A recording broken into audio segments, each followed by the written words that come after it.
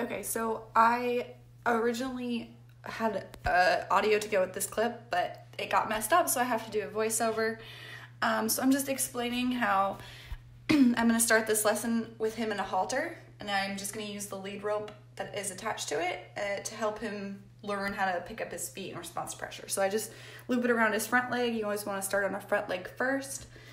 They're usually calmer about those, and they're a little bit easier than a back leg, so I'd start there.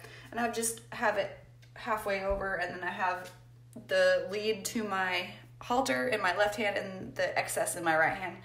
And then I'm just going to start by just applying soft pressure, and then I'm going to hold that for 7 seconds before I increase pressure, and then I continue to do that and increase the pressure until the horse responds. So if you've gotten up to the point where you have all the pressure that you can give, just hold that and wait until they respond. And you might have to step to the side, like I stepped to the side a little bit here, to get him to move forward, kind of like would you do if you're leading a horse that didn't want to go forward. It's the same thing. So when he lifted up his foot there, I clicked, and I'm going to give him positive reinforcement. So I like to add that into pretty much all of my exercises, especially at first, because that just makes that response stronger and they want to do it again. So I start again. There he picked up. I released immediately. Same time I release, I cluck, and then I'm giving him a little handful of grain. So I just repeat that. And the goal here is to lead by a leg. So I don't want him just to pick it up in response. I'd like him to pick it up gently like that and bring it forward as if he was leading.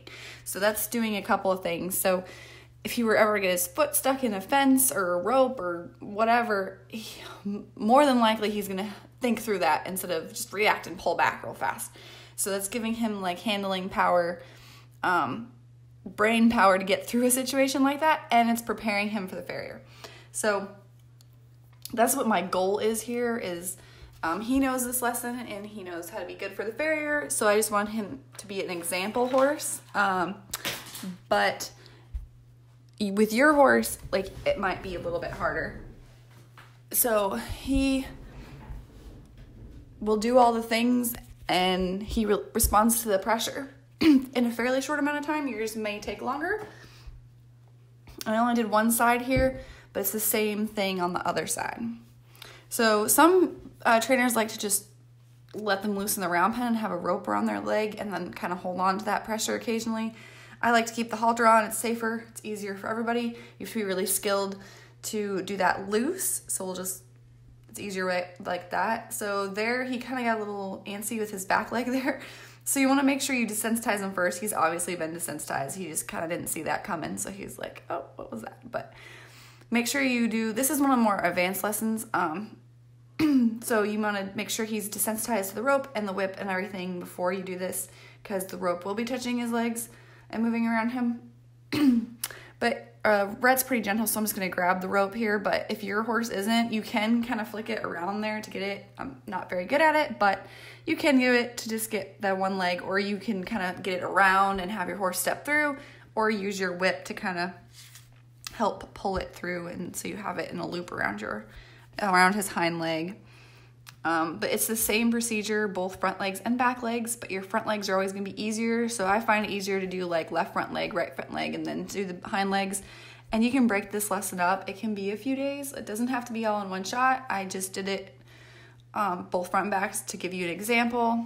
And so you could see the difference on the video, because most of the time, like, he has a little resistance here. They're going to be more resistant on the back end. But see, I held it when he pulled it back, and then as soon as he brought it forward and was relaxed, I let go. And the goal here is really just to hit the horse to be relaxed, like responding to the pressure, holding the leg, allowing the leg to be held up with the rope. That's the goal. And then you can move on from this lesson and be confident to get underneath your horse and actually pick up the feet if your horse has a problem with that, or if you don't know him or anything. It's a good lesson to do before you actually get underneath the horse and start picking up their feet. And it teaches that response to pressure. So that's the biggest point of the lesson, is the response to pressure. It gives the horse a puzzle and teaches him to think through things instead of just react and freak out. And that's really what all training is about. So So he kind of backed up. I'm just kind of holding with him. You just kind of go with him. If your horse is really like freaking out, you're probably putting too much pressure on there. He released, or he stepped up, so I released. And then I clucked at the same time, give him positive reinforcement. But if your horse is worried and like moving around and stuff, try and go with him the best you can. If he's really getting into a problem, just barely pull on that rope to get the response, and definitely use that positive reinforcement because it gets them thinking a lot faster. So you want to give your horse every chance you can to learn. So I'm kind of moving the rope back and forth there. Just that's like a desensitize, like it's right here, and then I add a little bit of pressure, and then he released right away. So that's exactly what I want. So I also am using like a soft like yachting rope. It's like for boats. So you want to make sure it's super soft. Some horse ropes, so like lunge lines and stuff, can be like abrasive and tough. So you want to make sure it's nice and soft. So there he's resisting. I just kind of hold, and there, right when he came up, I released the pressure. So you just don't want to, when they start kicking out, you don't want to grab their leg and like pull it out from underneath them. You just want to hold that same pressure and just help them think through it.